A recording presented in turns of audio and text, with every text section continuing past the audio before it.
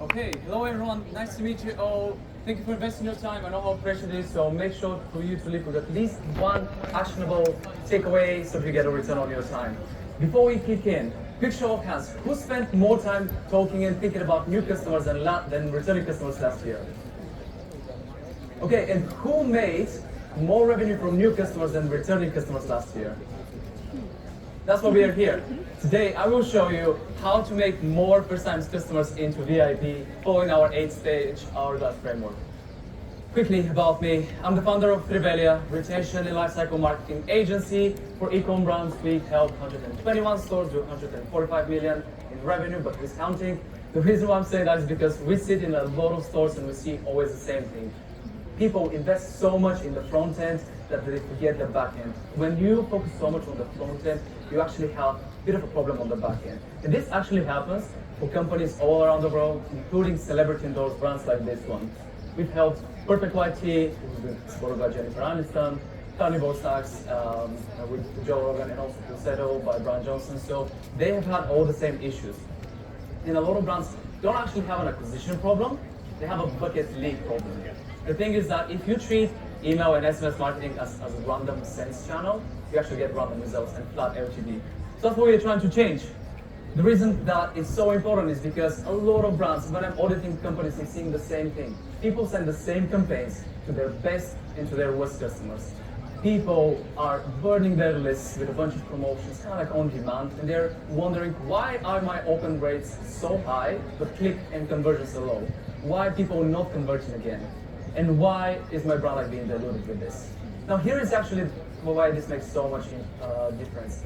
Most brands run on 10 to 20% margin. So if you add 20 to 40% margin to every single customer, you can 2 to 3 times the profit. That's why this matters. That's what we are here to solve. So I get why people do this. If I have an amazing product, if I have a lot of customers, surely they, like logic says, that they will come and back again.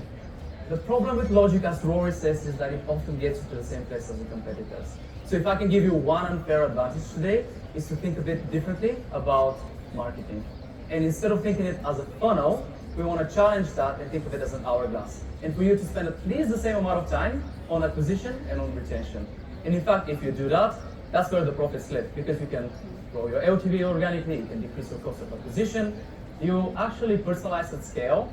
And the truth is that the best brands that we work with don't ask what is my ROAS, like how much did we spend. They wonder how much can we spend, how valuable is every single customer to us. And I will show you three plays today out of 8, because we only have 10 minutes. But the 8 stages of know, like, trust, try, buy, adopt, repeat, and advocate. And if you can get people through a specific play that we have for all of these stages, then you can guarantee a recurring revenue engine. Here's the first play. Now, we'll have 3 plays: before purchase, during purchase, after purchase. What exactly that experience looks like. A lot of brands actually fail to recognize who is buying from them because they're rushing to collect the contact. And if you could get 1 in 10 people who are coming to your website to convert to your list, and 1 of 10 people to also convert on the back end, then you'll be more successful and growing quicker. And here's how actually we do this. If you, like, the easiest play, this talk is very, very actionable. So I will be actually showing the key plays that we are doing for all of these brands. The first thing that we want to do is that we want to test aggressively, but also ask people to self-profile themselves. Because if you collect even 1 piece of information, you can already start recognizing what someone wants from your brand. This is the actual tactic of hints. This is the actual welcome flow. When people tell me that they have an issue with overall thinning, that they're looking for a product to support their hair growth, you can implement dynamic fields that you're collecting for people. And instead of just giving them welcome and and promoting what you feel like promoting, you can recognize them for who they are. Because luxury is about recognition and not resolution. So when you personalize based on this sort of like 4-step path, then you will show people that you're isolating their interest and that you are recognizing them. And then the other thing that I see as a very common mistake is people are not mixing formats. Email is actually a communication tool. Like, it is a channel to communicate in 2 ways with your customers. So a lot of people are afraid, including in fashion brands, to send a text message. But if you send an email to people saying, hey, this is who we are, we care about you, please reply, please engage them, people know that there's someone on the other side of this email sending them. The play number 2 is your baby whales, or your people who just purchased. And the play here is to make sure that you split your leads and customers and you have proper segmentation across your flows. Because the truth is that the highest leverage customers are not always in the highest AOV products. It is in the ones that produce the most amount of revenue over a period of time.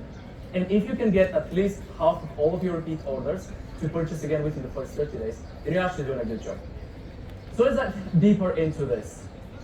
The step-by-step is already in your data. You already have people who are purchasing specific products. So if you focus on the top 3 products that people buy, and you map them to those interests that we just collected, then now you have a winning formula for scaling faster. Because the issue with retention revenue is that a lot of people miss the previous step. So it's a bit like climbing the mountain. If you go through the wrong path, you have to go down before you can go to the summit. And this is what we're trying to prevent. We're trying to engineer what is a specific customer journey for these people if they come with that specific interest. And then if you figure out the exact time between those orders and those specific products, then you already are doing more than what 90% of the brands are doing. This is, in practical terms, what that looks like. On the left side, we actually tested a different sequence of offers where we were given 15% off for the first order. Well, that was what the brand was doing. And then on the right side, we changed the offer to a freebie. And that freebie had higher perceived value because the product was more expensive on the website. And that grew the conversion from 9.2 to 12.6. And then on the right side, we stopped sending discounts to the returning customers in the abandoned cart. So when you do that, we had twice fewer people produce more revenue from that flow. This is why we are not virgin. This is how you don't burn margin. This is what actual strategy looks like. And then my final play, this is the Loyalists and the VIPs. Now, you already won. You already have the right offer. You already have the right interest of people. And now it's about creating the moments. Because with automations, with customers, it's all about capturing the right moment and not trying to create it. Everyone is trying to create a moment, like let's do a Valentine's Day, let's do an Easter, let's do this promotion, that promotion. Instead of recognizing when someone just bought, when someone just left a review, when someone felt the product for the first time in their hands. If they're not adopting the product, then how can they understand what is the next moment? If you don't emphasize with the specific deal and you follow up on that particular moment, they're actually missing out. And you will know that you're winning if between 35 and 50% of your revenue is coming from returning customers.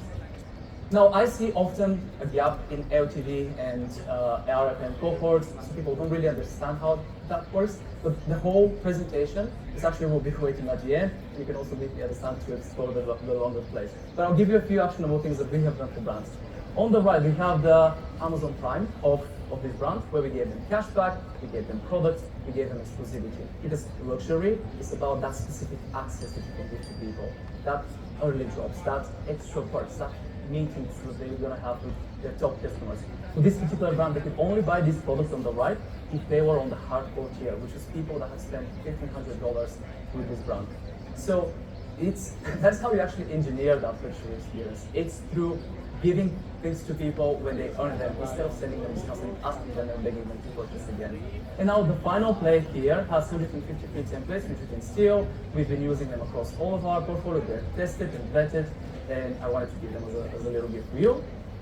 Now, our ideal mix of content is 80-20 of content to convincing. So if you're spending most of your time treating the email like a magazine, fitting in their life, understanding their needs, and showing content and care, then you can truly resonate with people in the meantime between the purchases. And it's not about bombing the list, it's about sending the relevant content in these 4 portions between entertaining them, inspiring them, educating them, and then convincing them. So let's do a summary. We have 3 plays. We have our prospects release, we need to recognize them, we need to personalize the front end, we need to collect information. We have the baby whales, the people who just purchased. We need to make sure that we monetize them with the right offers that make the most sense for them on the personalization and for us economically.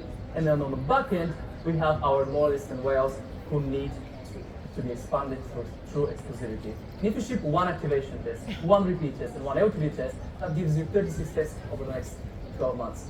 1 meaningful one with double profit. So thank you everyone, I appreciate your time. I hope this was actionable. With 5 brands here, we're happy to give you a full blueprint for the next 90 days on the amazing like straight for you. And I want to wish you a wonderful rest of your day. Woo!